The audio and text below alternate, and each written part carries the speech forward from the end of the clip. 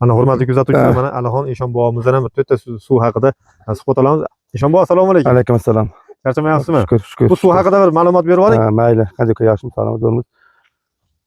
Bu suv 1860-70-yillarda paydo buloq bo'lgan ota bu yerda. Bayvichida O'mir bog' degan bog' bor edi. Bu bog' o'lib ketib 1905-yilda tug'ilgan bog'lar. Men yoshgina bachcha edim dedi, buloq bor edi dedi. Shunda bir bola tushib kelgan yosh bola. Qozon bilan ko'mib tashlab nesa qilgan. Shu yaqinda suv o'zidan o'zi otilib chiqdi desa qildi. Men shu yerda turib o'tib, Samarqanddan bir mashin kelib to'xtatdi, chaqirib edi. Aka, bizga shu buloqni ko'rsating, Chipaq buloqda dedi. Keyin men olib keldim. Bu Samarqanddan bo'lamiz dedi. Sen harakatdan dedi, bir kelinchak borib dedi. Samarqandga davolanib, doktorlar sen kasalsan, sen o'lasan deb javob bergan kelinchakka. Kelinchak kelib yeri kelib shu yerda ikki kanister suv olib ketgandan keyin kelinchak yoshib ketib, ikki bakalga suv olib Samarqandga esa qanday yaxshi bo'ldi. Sen vaqtga yurmas eding. Sen o'lar eding desa, suvni shunday ko'rsatganda, suvni ko'rsatgandan keyin bu suv qayerda bor degan ekan. Shunda o'zimizda ekan deb. Har yili Samarqanddan bir Cobalt mashin bilan bir Damas mashin kelib bosib olib ketadi.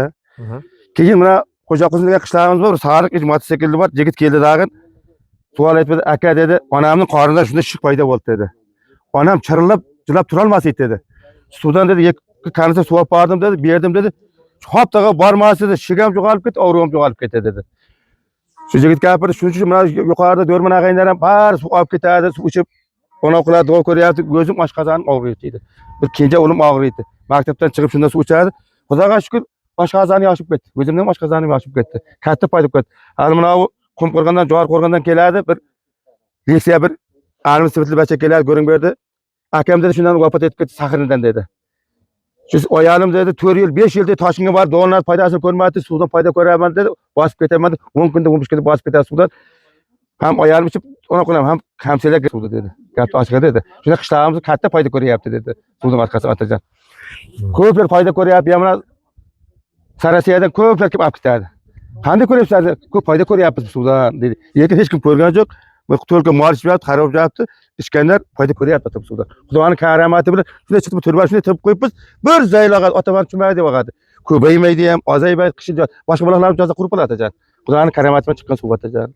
Shunga bir iloji bo'lsa, obod bo'lsa, birov yarim foydalansa, ko'rsin, foyda ko'rsin. Mana omonxona deymiz, qancha odamlar foyda ko'ryapti. Shunday bir davlatimiz bilsa foydalansa bir qurib davlatimiz xalqimizga foydamiz otajon. Albatta.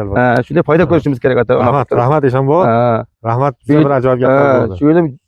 Shu yil mana 59-yildan o'sib Qatar o'tib qo'ygan, shu yerning oq qarasi tushunayotgan joy meni ota berdim qari.